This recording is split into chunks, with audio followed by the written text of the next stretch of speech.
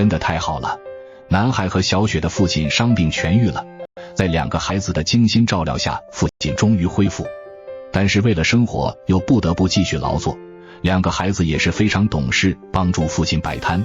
勤劳的父亲回小屋农田接着开垦，看来播种庄稼的事情势在必得了，美好的幸福生活即将开启。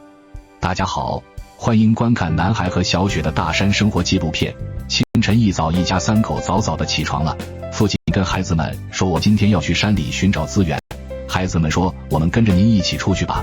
毕竟父亲的身体刚刚恢复，有2个孩子在身边也能照应一下。于是父亲答应了2个孩子，一家3口收拾完一切后便开始出发了。大山深处的风景如画，令人陶醉，绿树成荫，溪流潺潺，这样的美景仿佛是人间仙境，让人流连忘返，一切都显得那么宁静而美好。一家3口行走在蜿蜒曲折的小道上，突然父亲发现了一棵果树，在大山里能遇到野果树当然不能放过。父亲身子矫健，3下5除2就爬了上去，不减当年风采。这样细小的果树，父亲从未惧怕，不过还是要注意安全，往往发生意外的时候谁也不知道。父亲在树上带上编织袋采摘，把装满的野果递给树下的孩子们。男孩把野果倒入背篓中，今天的野果也不知道是什么品种，有点类似橄榄，不知道有没有家人们认识的。果树的枝干虽然比较细小，但是果实累累，小小的枝干上结满了果实。父亲眼神专注，仿佛在寻找着隐藏在枝叶间的宝藏。他小心翼翼地伸手摘下一颗颗饱满的野果，放入编织袋中，阳光透过树叶的缝隙洒在他身上，映照着他满足的笑容。父亲手脚并用，他像一只灵活的猴子，一步步向上攀爬。随着高度的增加，视野逐渐开阔，一片片绿意盎然的果林展现在眼前。父亲直接将采摘的野果丢在树下，2个懂事的孩子在树底下帮助父亲减轻一些负担。由于枝头过高，怕野果摔坏，男孩主动爬上树枝接取父亲的野果。这个男孩做事非常有担当，总是为父亲主动承担。经过不断的努力下，终于圆满成功。这片大山离村落有点距离，3人选择在路边进行摆摊。由于路上的劳累，3人吃起了野果。男孩告诉父亲说，你回家休息去吧，这里有我和妹妹2人看守摆摊就行了。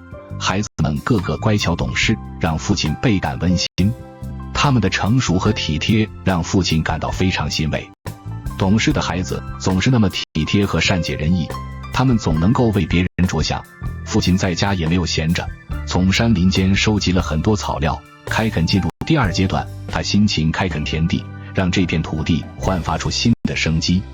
只有把土地开垦的松软，才能让庄稼更好的生长。父亲像个勤劳的小蜜蜂一样，不是在劳作，就是在劳作的路上。父亲是家里的顶梁柱，用勤劳和智慧为家人创造幸福，肩负着对家对孩子的责任感。此时的2个孩子也回到了家，男孩又再一次的帮助父亲分担家务事，2人一起在田里劳作。不得不佩服这个男孩的懂事程度。大山里的孩子确实要比想象的更勤劳，更懂事。一家人共同努力，才能创造出更温馨的家。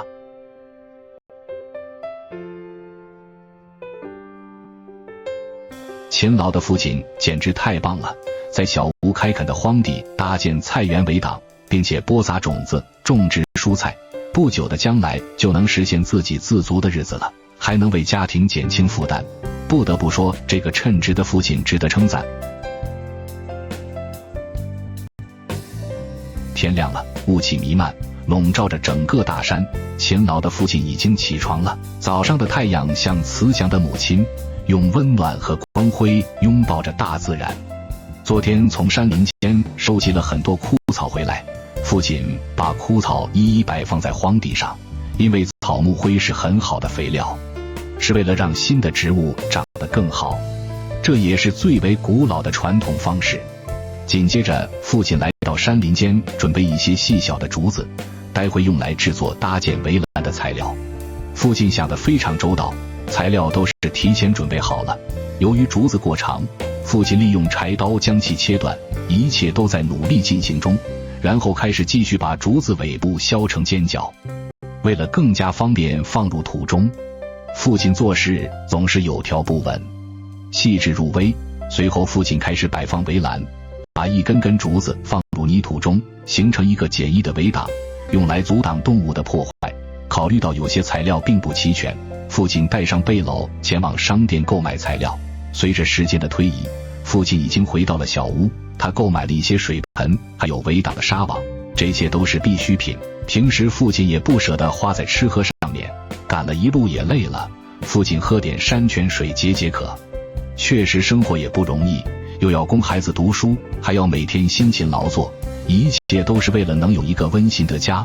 父亲点燃了枯草，熊熊烈火，燃烧的炽热气息扑面而来。当地的条件也是相当艰苦，都是利用祖祖辈辈的传统方式，不仅能有效去除地里的虫子，还便于耕种，这样就使得营养物质重复利用。枯草是天然的肥料，等待火焰熄灭后，父亲接着开始下一步工作，把刚才购买回来的纱网沿着农田周围进行隔挡。为了更有效地防范动物的闯入，父亲在纱网的底下还做了特殊处理，利用竹片使其牢固稳定住纱网底部。父亲把纱网分成了2部分，中间还做了隔挡。这片田地能种植不少庄稼，非常欣赏父亲的多才多艺，他的各种才能让一家人倍感温暖。父亲从山里摘了一些枯草，上面有植物的种子。聪明的父亲直接把枯草全部种植在泥土里，这种枯草的种子会随风飘扬，到时候就会飞入泥土里。也不知道父亲从哪里摘来的野菜，父亲把野菜的小苗放入泥土里，这野菜苗生长速度肯定很快，至少比起种子那要快很多了。只不过这野菜苗数量不是很多，只能将就一下，可能父亲还会去购买一些其他种子回来播种。等父亲全部完成后，他拿着水壶去大山里打水，然后给野菜苗灌溉一下。毕竟这片刚开垦的土地是干涸的。父亲是个顾家勤快的男人，不仅会为家庭创造舒适的环境，还会主动承担家务，让孩子们享受轻松愉快的时光，值得我们学习的榜样。他总是把家庭放在第一位，用勤奋和汗水为家人创造温馨的家。太好了，男孩和小雪的父亲又迎来一个大工程，搭建洗漱平台，并且去商店里购买了几十米长的水管，生活也将迎来全新的面貌。不得不说，这个父亲为家里付出了太多了。在这个充满爱的家庭里，父亲的辛勤付出和无私奉献成为了家人心中最坚实的依靠。一大清早，父亲就开始忙碌今天的任务。父亲想为家里搭建一个洗漱平台，这样一来清洗东西就方便了许多。其次就是节约水资源的问题，老是去大山里接水也不容易。由于小屋前面的土地并不是平整的，面积也不是很大，所以父亲灵机一动，何不在这里搭建一个平台呢？这样一来就解决了地势加宽的问题。然后父亲开始在山坡下挖掘几个深坑，待会方便搭建平台。父亲利用工具开始慢慢挖掘深坑也是有讲究的，既然要在这边搭建平台，但一定要做得稳当才行。当几个深坑挖好后，父亲去大山里寻找可用资源。不一会儿，父亲带回来几根粗壮的木头，木头的牢固性足以支撑整个平台。接着父亲开始放入木头，平台由3根木头作为顶梁柱，然后在顶梁柱上撑起平台支撑。也是同样使用了3根粗壮的木头，大致的形状已经出来了，利用6根木头作为支撑。父亲把泥土回填，让木头稳固在深坑之中，支撑已经全部完成，接下来就要搭建平台用的材料了。大山里也不可能找到那么多的木头，父亲还是使用了竹子来搭建。此时的孩子们也已经回来了，父亲已经砍了很多竹子，男孩和小雪也跟着父亲一起过去，他们也想帮助父亲分担一些。多么懂事的孩子，这才是一家人的温馨感。一家人就应该齐心协力，共同克服困难，相互帮助和支持，形成了和谐的家庭氛围。孩子们帮助父亲把竹子排整齐，父亲拿上小锯刀开始切割多余的部分。孩子们也没有闲着游玩，男孩拿出扫把清扫着地面，小雪也在边上辅助哥哥。只要父亲需要帮忙的时候，孩子们也会义不容辞地过去给予帮助。为了让一整排竹子更加稳固，父亲采用了新式方法，直接用一根竹片放入一整排竹子里面，总感觉父亲做事非常专业。为了防住平台竹子滑动，父亲找了一根竹片固定在上面。总的来说着，这样的操作显得很专业，一个完美的平台就这样完成了。不得不佩服父亲的动手能力确实非常强悍。希望一家人的生活越来越好，幸福美满。简直太好了！男孩和小雪的父亲为小屋安装水管，这下再也不用去山里打水了。水是生命之源，它让我们能够洗漱、烹饪、清洁，让我们的生活变得更加舒适和美好。感谢父亲的辛勤付出，让这一切成为可能。再也不用每天为用水困难的事情而烦恼了。父亲还在水源处搭建遮阳棚，不得不说这个父亲精明能干，让人敬佩。清晨的太阳温柔恬静，如同母亲的温暖怀抱。男孩和父亲共同协作，把买回来的水管准备安装起来。两人将水管慢慢放出，也不知道水管的长度够不够距离，貌似水源处离小屋比较遥远。或许是男孩不认识水源处的位置，父亲和男孩交换位置。父亲拿着水管朝着大山走去，男孩和小雪在小屋这边帮忙放水管。小雪也是非常懂事，两个孩子都是那么的乖巧，拉水管需要耗费很大的力气，所以父亲和男孩交换位置。路途遥远，山路难走，父亲拿着水管慢慢地行走着。水源处也就是山上的天然水，父亲来到一处水源，他把沙土刨掉，让水管浸泡在水里，然后找到大石块压住水管即可。这些天然水是源源不断的，所以也不需要担心节约用水这方面。父亲那头已经全部完成，男孩和小雪准备拉拽另外一头，把水管接头通向昨天搭建的洗漱台。两个孩子努力地拉拽中，孩子们也在努力付出着。在一起干活的过程中，我们会发现家人的智慧和力量。那些艰难的任务，在团结一心的家人面前，都会变得不再棘手。这就是家庭劳动中的默契和情谊。很快，水源已经流出，清澈的山泉水从源头涌出，源源不断地流向小屋。终于又成功完成了一件事，孩子们非常开心。小雪和哥哥已经开始为昨日的碗筷做清洗工作了。看到水源流出的那一刻，简直非常兴奋。以后的洗漱工作也将变得如此简单。真的很佩服父亲的努力付出，为了这个家一直不停地默默努力着。男孩拿着水管开始为庄稼洒水，这一刻孩子们也体会到了劳动带来的快乐感。以后灌溉庄稼也是轻而易举了。孩子们忙完一切后该去上学了，他们告别了父亲。父亲让孩子们切记要好好读书，以后的生活也会变得更加美好。等孩子们离开后，父亲又要开始劳作了。从父亲削竹子那一刻，我就猜测到了，父亲肯定要搭建一个遮阳棚。其实最终的目的还是为了下雨天的使用，晴天也就无所谓了。主要是下雨天洗漱工作比较繁琐。父亲还是跟往前一样，利用山林间的天然材料，这样还能省去一些开销。天然材料不需要花费额外费用。父亲的努力都是在为了这个家。父亲的建造工作那是毫无疑问的妥妥的大师级别，小到编织竹篓，大到建造房屋，搭建一个简易的遮阳，绝对不在话下。不过父亲做事比较细心，从搭建每一处都能看出，父亲的勇敢和坚韧不拔的精神值得我们学习。防雨的材料依然是选择棕榈叶。这些工作看似简简单单的一个框架结构，其实付出了很多汗水和努力。不管是竹子也好，棕榈叶也罢，都需要人工去砍伐，而且还要从山林间搬运到小屋。父亲是家庭的顶梁柱，用勤劳的双手撑起一个幸福的家，为孩子们带来了安定和幸福的生活。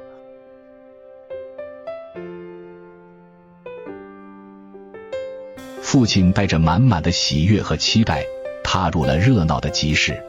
他手中握着辛苦赚来的钱，心中怀揣着对家人的关爱。父亲走过一个个摊位，仔细挑选着生活物资，想象着家中因此而变得更加温馨，准备给孩子们一个惊喜。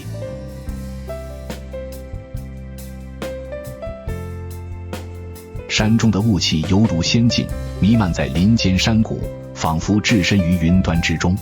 今天大山里突降大雨，父亲背上竹篓准备出发了，也不知道今天会去大山里做些什么。我们跟随父亲的步伐一探究竟，这样的天气应该没法工作，尤其是在山里，路面湿滑，行走不便，工作肯定会很艰难。此时的雨水也渐渐停止了，乌云散去，雨水停止，雨后的阳光让青山绿水更加明媚动人，仿佛在为我们展示大自然的无尽魅力。父亲来到了附近的集市，从未见到过这么多的人流。平时摆摊也都是在村落门口或者大马路上，人来人往的集市热闹非凡，人们纷纷在各种摊位间穿梭，选购心仪的商品，给这座城市带来了别样的生机和活力。要是每天能在这里摆摊，肯定收入不错。集市拥挤不堪，人们争先恐后地选购着各种商品，各式各样的摊位让人目不暇接。即便如此，人们仍然乐此不疲地逛着集市，感受着它的热闹和欢乐气氛。父亲来到一家服装店，咨询着衣物的价格，但是父亲并没有选择购买，可能是因为价格相对较高，家境也并不富裕，微薄的收入勉强开销孩子们的学习和每天的温饱。于是父亲换了一家服装店，经过与老板的沟通，很快就定下价格，父亲爽快地支付费用。父亲是个顾家的男人，花钱肯定不会大手大脚。看来父亲今天打算疯狂购买一番，说是疯狂购物，其实也都是购买一些家庭必需品。父亲来到一家床上用品店，他希望在这里买一些枕头和被褥，毕竟小屋里面还没有这些，现在手里的积蓄已经存了一些了。他比对着商品价格，在集市的喧嚣中，父亲忙碌而充实。他仔细地挑选着商品，人潮涌动，川流不息，集市里的人们你来我往，络绎不绝。和老板商量价格后，父亲拿下了一张席子。生活逐渐步入正轨，一切都变得越来越好。今天还买了一些锅碗瓢盆，新的小屋是建造好了，但是里面的生活用品太少了。每一天的努力都是为了让生活更加美好。满载而归的父亲脸上洋溢着幸福的笑容，他知道这些生活物资将让家人的生活更加美好。这些生活物资不仅仅是物品，更是他对家庭的爱和责任。父亲回到家后开始装扮小屋，把新买的席子铺设好。每一位父亲都是家庭的守护者，他们默默地承担着生活的重担，只为给家人一个更好的生活。让我们向所有的父亲致敬，感谢他们无私的爱和奉献。父亲拿上扫把清扫着小屋附近的垃圾，让我们一起期待着一家三口的生活慢慢变好。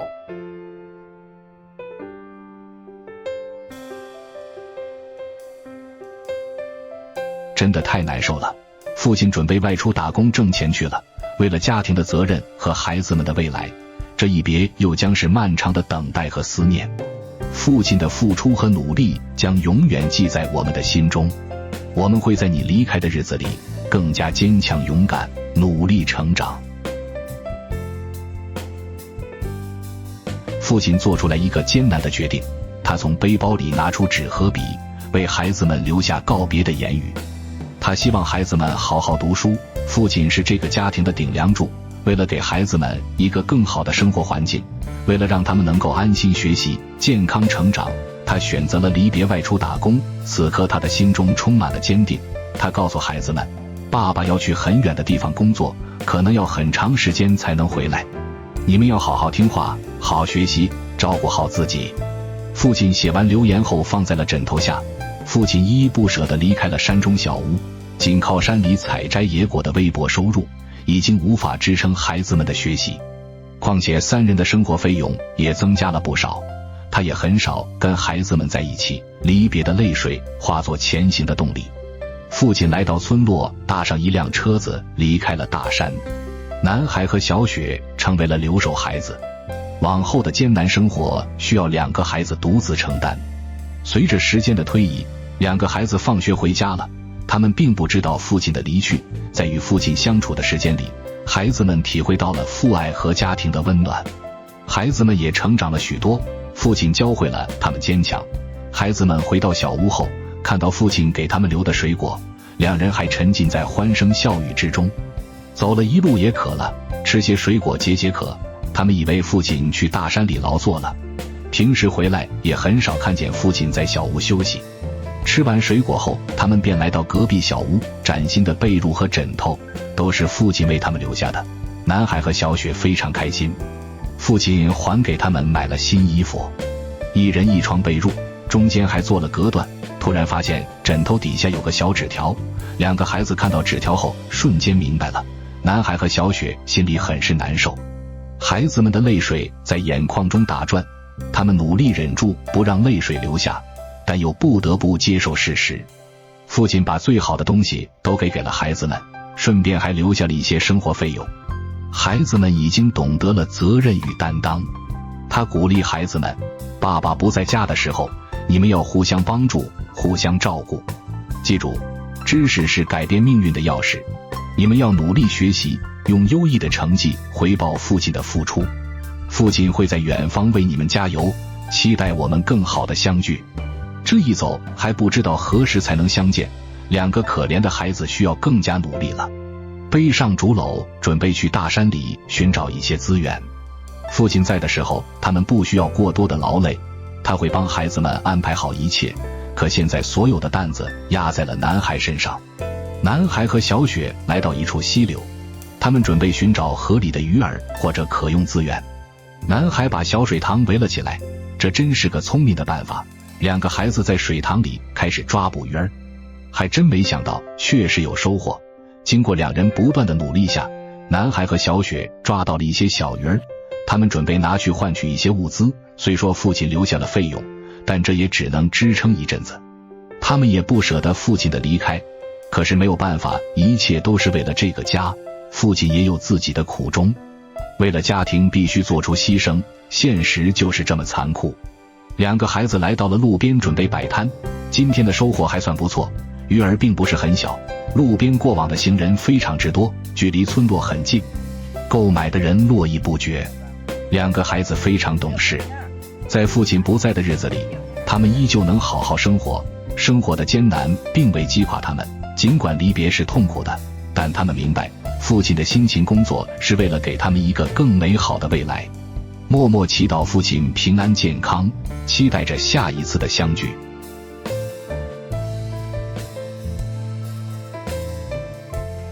父亲为了生计离开了大山，外出打工，从此孩子将独自面对大山里的艰难生活。今天是父亲离开的第2天，孩子们山上挖木树，2个孩子也是非常努力，知道为了生活迫不得已。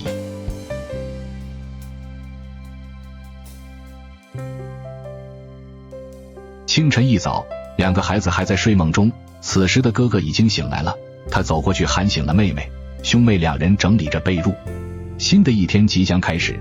父亲在的时候，他们也无需担心生活，说不上衣来伸手饭来张口，但好歹父亲为他俩着想，几乎没有任何压力。就是生活比较艰辛一点，男孩背起竹篓，领着小雪准备寻找资源。父亲的离开是为了给孩子更好的未来，但此刻孩子却不得不承受离别的痛苦。他们将学会自己照顾自己，学会在艰苦的环境中坚强成长。但生活总是要继续的，也不知道今天兄妹2人会做些什么。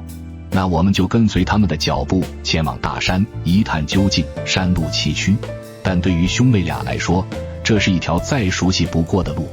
他们一边走一边聊着天。男孩找到了一片木薯地，到达目的地后，兄妹俩便开始了一天的劳作。男孩子使劲拽出木薯，这体力活对小雪可能有些难度，不过小雪也没有闲着，拿着柴刀分解木薯，刀子比较锋利，还是注意安全为好。妹妹还是比较能干的，3下5除2就分解完一整棵木薯了。妹妹体格上还是占有一定的优势，没有那么弱不禁风。男孩在一旁负责拉拽木薯，两人分工明确，相互配合，两人非常努力。尽管生活艰辛，但孩子们内心深处充满了对父亲的爱和理解。他们知道，父亲的辛勤付出是为了让他有更好的生活。男孩专门负责体力活，把挖出来的木薯全部给到了小雪，妹妹在一旁做分割处理。你还别说，两人干活有模有样，大山里的生活教会了孩子们坚强和独立。兄妹情深，两人配合默契。男孩停止了挖掘木薯的工作，两人蹲坐在地上处理起木薯。分割完的木薯还需要做清洁处理，至少在麦香上能过得去。不一会儿，一筐筐木薯就堆成了小山。男孩和小雪两人开始装进背篓，沉重的背篓还是由哥哥来承担，这一整筐木薯还是有点分量的。随着时间的推移，两人回到了小屋，这可把男孩累坏了。兄妹两人来到水源处清洗一下，有了这个水管确实方便了不少，源源不尽的水还省去了去大山里打水的辛苦。男孩已经汗流浃背，他俩来到小屋，拿着昨天剩下的水果解解渴。他们学会了劳动的意义，体会到了亲情的温暖。很显然，大山的艰苦生活并没有击垮两个孩子，而是更加坚定了对未来的信念。稍作休息过后，男孩继续背上竹篓前往村落附近，小雪也帮哥哥分担一些压力，拿着剩余的物品。今天的天气非常不错，晴空万里，大山里一片绿意盎然的景象。经过长途跋涉，兄妹两人终于来到了村落。他们将木薯整齐地摆放在编织袋上，这边的人流还算可以。父亲在的时候也教会了孩子们，等待片刻之际，就有顾客过来了。两个勇敢的孩子，他们靠自己的双手自力更生，摆摊卖木薯。在摊位前，他们笑容灿烂，男孩总是面带微笑，他们用真诚和努力打动着每一个顾客。生活不易，过程艰难，还要克服困难险阻，但他们从不气馁，因为他们知道，只有通过自己的努力，才能创造更美好的生活。经过不断的努力下，两人回到了山中小屋，劳累了一天了，两个孩子依然坚持劳作。小雪拿着扫把清扫着地面的垃圾，把小屋内外部都清理一番。男孩在水盆装入山泉水，给地里的庄稼灌溉一下，苗已经长出来了，多亏了父亲的努力。不得不说，父亲为两个孩子考虑得如此周到。等菜园子里的菜成熟时，便可以减轻生活上的负担。小雪已经开始为晚餐做准备了，她清洗着家里的锅碗瓢盆。男孩把预留下来的木薯当作晚餐食物，他学习着父亲的手法。小雪帮哥哥去除掉木薯皮，这两个孩子越看越喜欢，配合相当默契。男孩在制作木薯泥，两个竹片就是简单的工具。小雪给水壶里面装上山泉水，然后放入火堆上，待会方便使用。男孩把准备好的木薯泥加入一些调味料，然后进行搅拌，使其味道均匀。男孩在平底锅里加入食用油，然后把木薯泥放入锅中，看来是准备要制作木薯饼了。小雪也在身旁帮忙，把木薯搓成团状。两个孩子太懂事了，让人感到非常欣慰。他们的行为举止总是能够让我们感到骄傲和欣慰。木薯饼制作完成，兄妹两人大快朵颐。他们总是以积极向上的态度面对生活中的挑战和困难，让人们感受到了希望和力量，也让人们更加相信未来的日子里一定会变得更加美好。